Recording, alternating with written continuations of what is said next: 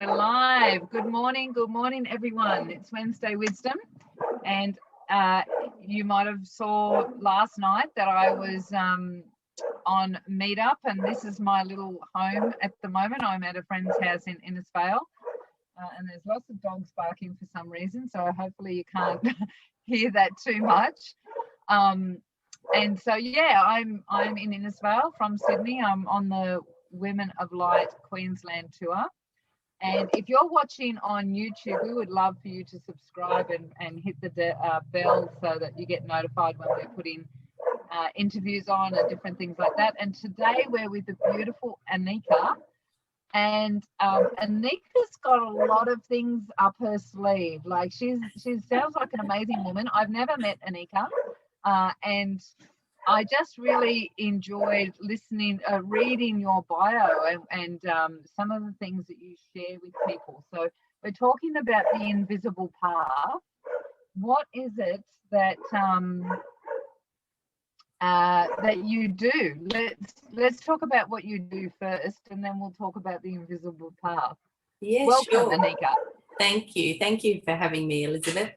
So what do I do? Well, I've got quite a few things that I do, but basically I'm a trained kinesiologist. So I'm a PKP kinesiologist, which means that kinesiology is a therapy where we consult with the body as to what's out of balance, and then we bring it back into balance. So the theory is that if there's balance, there can't be dis-ease, which actually made a lot of sense to me when I first came across it. So that's how I ended up studying kinesiology.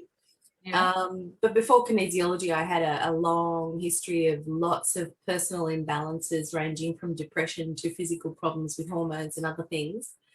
And conventional medicine just didn't have the answers for me, and I didn't respond very well to conventional medicine either. So I had to constantly look for my own answers. So I was, exposed to Reiki and spiritual healing and natural therapies and a whole range of other things that my body seemed to resonate very, very easily with. So I'm a kinesiologist, but I'm also a spiritual healer, because I recognize that even though it's invisible, the spiritual world does have a very big part to play on our daily lives and sometimes on our whole lifetime journey. So I incorporated that into my skills. And yeah, so there's a few other things in there, heart resonance and a few other things. But yeah, mainly looking to bring people back into balance, and so they're not engaging with the little things that can be dealt with, because Yes. little things that can be dealt with can take up sometimes years of your life, where if you deal with them, you can get on actually with what you're here to do in the world.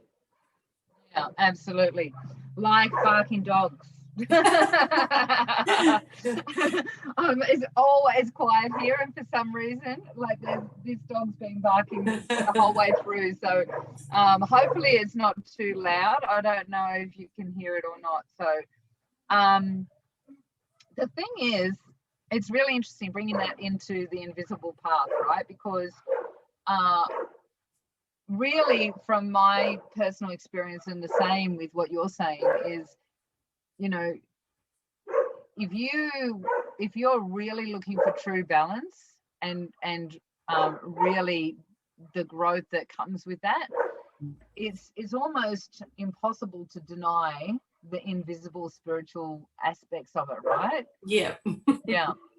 And so tell me a little bit more about that. When you say the invisible path, what's been your experience?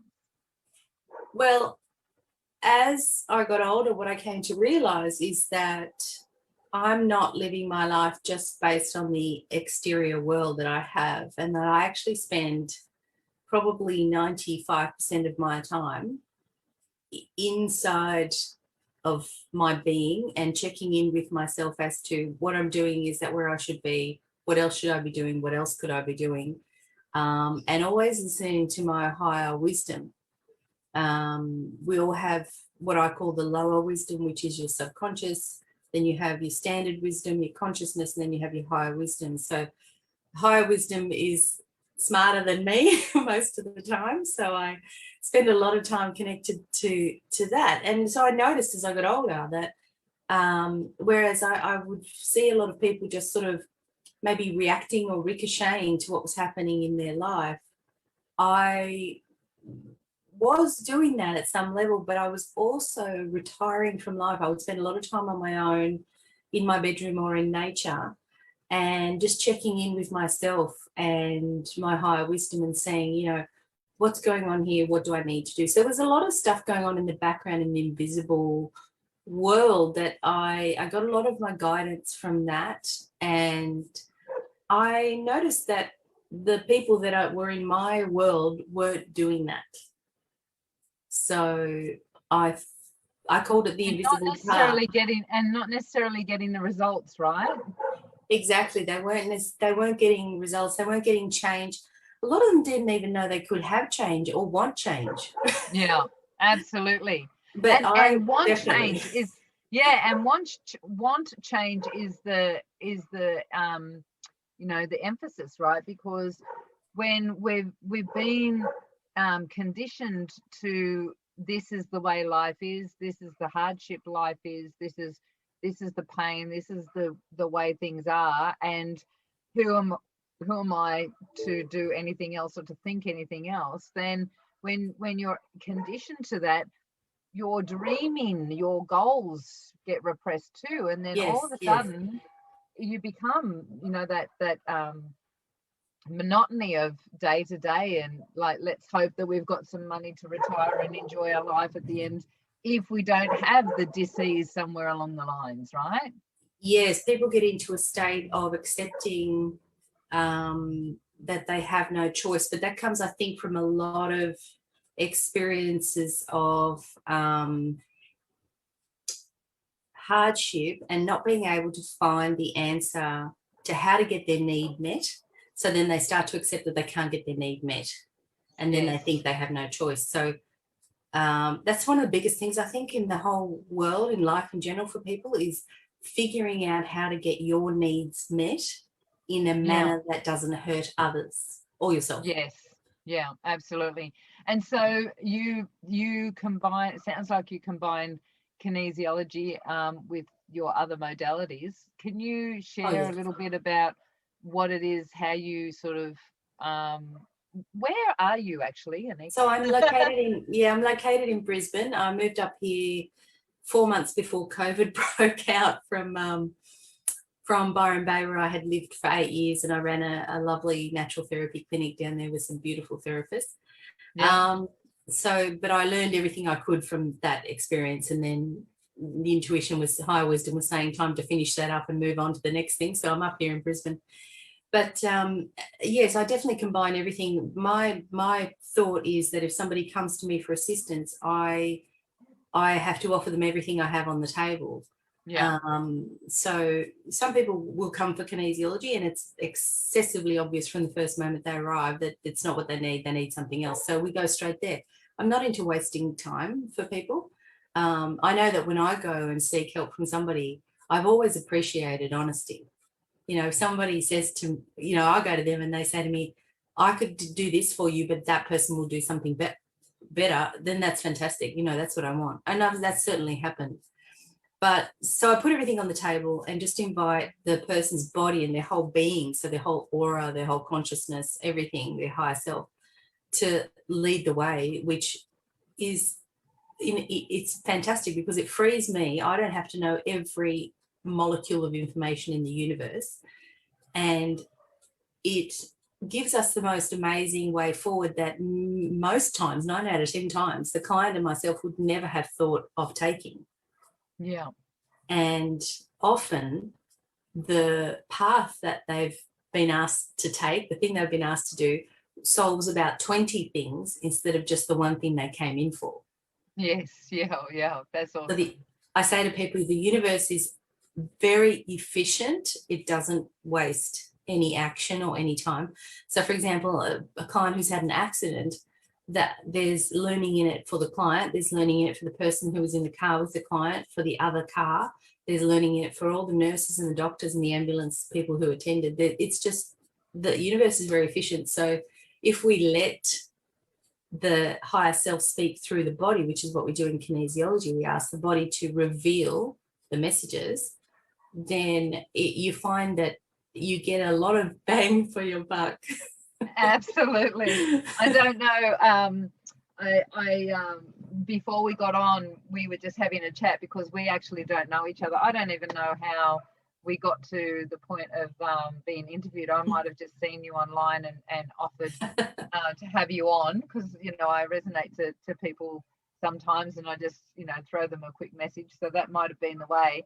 But I actually just recently had a brain tumor removed. And so 4 months ago, and in that process of having to decide, am I going to heal it myself or am I going down the path of going into hospital and everything? Because me as the little me, like, I don't know the whole picture. So exactly what you're saying, you know, like, and I got guided, get it out, just get it out. And so Yep. The whole process, as you said, there's so many dynamics in one Experience, space, you know. yes. Yeah. Also, a lot of people, sorry. Go. I was just going to say a lot of people view natural therapies and alternative therapists and healers as disliking Western medicine. And I've had lots of clients come to me and be reticent to speak about their doctor or something like that. But I say to them, no, just tell me, because we need all the information we can possibly have on the table. Yes, absolutely. And what I find, like, obviously there's a place for Western medicine, obviously. My best case scenario in the world would be to see the two work hand in hand and really honor that with ethos.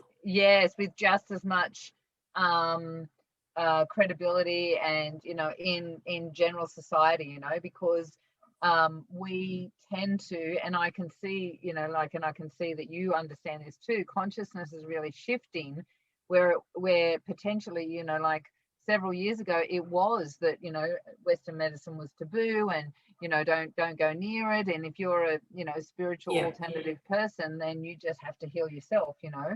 And there's so many different dynamics that, like, it's so beautiful to go, we're actually putting too much pressure on Western medicine. We can actually use alternatives way more, sort things out, and then put the Western medicine in when it's something like a broken bone or a brain tumor or something like that you know, like, they're really good at, right? Exactly. So, and there's some interesting statistics. So, for example, the Western medicine industry, including big pharma, is now worth, this is probably about 5 years ago, this data that I'm going to give you, but it was worth about $1.7 trillion globally. Wow. But what's interesting is that this survey was conducted by people interested in all therapies. And so they did complementary therapies and natural therapies as well. And so the field of natural, alternative and complementary therapies, taking into account all naturopaths, chiropractors, physios, all natural therapy stores, spas, massage clinic, all of that came to a staggering $3.2 trillion. Wow. So that will tell you how the shift is happening. Yes, that's awesome. That's great to... Yes, it's springing up in tiny, you know, just multiplying everywhere. And yeah, it's enormous. Yeah. So we're definitely going that way. But I from a child had a very, very clear memory of a few things. One was that I was what I call recycled or reincarnated. I like that, recycled. Yeah. I remember having this conscious thought as a young child. It was probably about 2 or 3 or something, and I remember thinking, "Oh, I'm here again. Okay." And then I had very lucid, my whole life I've had very lucid memories of certain lives, and one of them was being a doctor. And when I was 14, my mother asked me, so what do you want to do? You know, you're doing work experience, what do you want to do when you get older? And I said, well, I want to help people. And Mum said, oh, you want to be a doctor, which was her dream. Yeah, right, yeah. And my answer was, no way. And she went, what? And, you know, at 14, I said to her so clearly, I said, Mum, I'll tell you something. She goes, what? I said, I don't want to help people at that stage of degradation. Yeah, wow. And she went, and that was the end of our conversation. And so I knew then that what I wanted to do was help people who still had a chance to become well, who still wanted to honor the fact that they always have choice, not those who accepted that they didn't have choice and they handed over their power. Yes. So well said, Anika. That's beautiful. Yeah, that was me at 14, so I knew I was heading down this path. But you know, you talked about your tumor, and I'm very glad to see you well. So that's really lovely. Yeah. I was going to say, I have had people come to me with tumors. I've worked with lots of people with tumors who, some of them have this almost like I don't know how to put it, but like a driving force of a belief that they're going to get rid of it naturally. And I understand that, and I love their outlook, but I have to be honest with them and say to them, look, this energy that is held within the tumor has come from a long time ago, and it's taken a long time to get to where it is, and the body is now dealing with it by putting it in a tumor for you. Yeah. So as long as we can deal with what caused it, and that's gone, that's fabulous. But to ask the physical tumor to break down and disappear, there is a method to do that, but I have to be honest and say that happens quite rarely, because the energetic ability to make that disappear is very rare among healers. Yes. And it's intense. It's an intense. Yeah, it's an intense process, right? It's and that's what, very intense, yes. Yeah. The type of tumor it was a benign tumor, but I can't remember what they called it now, but melon something. It's very, very common. 1 in 10 people get it. And it had been growing for, they thought, around about 10 years. So a very slow growing tumor. And funnily enough, my brother actually had one as well. So 4 years prior. So very much, you know, like whether there's a genetic pattern there on it, you know, spiritual. I was just thinking that, because something that a lot of people don't think about is how when we are conceived and born, that we inherit mum's genetics and dad's genetics. We all know that, right? Yeah. But what we don't think about is how when we're born, we inherit part of mum's aura and part of dad's aura.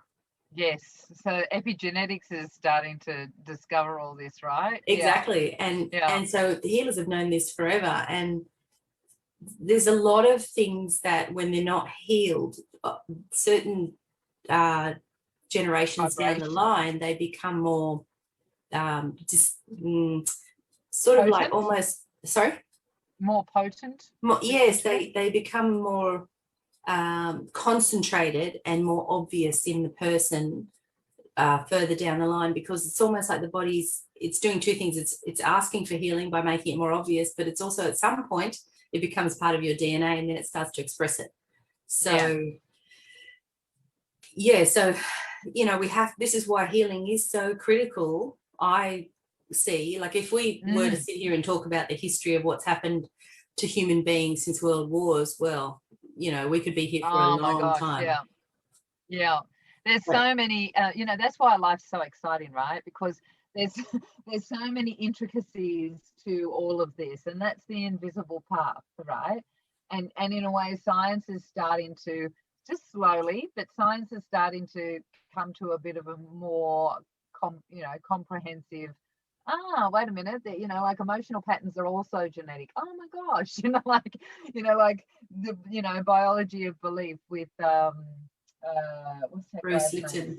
Bruce Lipton, like they're really studying, but then there's this separation too. These are, pseudoscientists. So the mainstream want to hold on to the, hold on to the. Well, I tell you, when we're talking about pseudoscientists, and even when we're talking about scientists, so I come from a family of scientists. Yeah. I've got 2 engineer parents, one who's a chemist, and another one, and my sister is a science-based minded person as well. So, but what I find is important to look at in any field is what's driving the research, and if there is genuine wish for discovery, awesome. But when there's ego involved, yeah, that's when we get oh, people yeah, who, the money, yeah, that's right. and the money, and then we get people who want to poo-poo or dump on other people, because that's ego. You see, ego is always about aggrandizement and bringing attention to self, because the ego fears that it will pass away, that it, you know, it's all about survival. So that's, you know, science is getting there, but science has to be very careful not to buy into ego, or it's going to miss a lot of things that it's already missed. Yes. You know, that natural therapies are, for a long time, because of their humility, able to recognize and use daily. Yes. Yeah. So true. I'll give you an example. You want a cute little example? Here's a cute one. So this was taught to me about 20 years ago by a natural therapy teacher, and she said to me, one of the advantages of natural therapies, for example, in body work, was that in the old days, about 100, 200 years ago, when it became fashionable to do autopsies and cut up the body in Western medicine, natural therapies were not allowed to do that. You had to be a doctor. Okay, so we weren't educated with cadavers and things like that. We had to work with living people. So what happened was that the doctors and so on dealt with the deceased body, but they didn't see it working, living, breathing. And so one of the things they missed, for example, that we were taught in the course, is those minute movements amongst the plates of the skull that happen when we breathe. Yeah. So that's one thing, for example, that doctors missed, and that became very important later when dealing with wounds and injuries from First and Second World War, for example. So doctors didn't understand that, and they would bind heads, you know, with what do you call that? With those wrappings after not allow for any movement. And not allow for movement. And so that was actually the method of, unfortunately, killing people that the North American Indians used. Yeah, wow. With white people, they would place a wet piece of leather along their head and just leave them there, tied up, and that leather would dry and constrict, and that was the end of that person. So there were many things that as natural therapists we've benefited from, because we were not allowed to go down the path of Western medicine, and we need to remember that was a lucky that was a blessing. Yeah, everything happens for a reason, right? Oh my word. I reckon we could just we could talk forever. We'll have to get in contact. I don't think I'm going through Brisbane again, actually. I think I bypassed on the way back, but I was in Brisbane for a little while just prior. But, maybe we can catch up and do a meetup together or something like that, because I'm sure we've got so much more to cover. So that would be fun. How would we have a lot of people here on Women of Light that in Brisbane. So how can people get in contact with you? My website is quite long, but it's Branch Out Empowered Health. Yeah.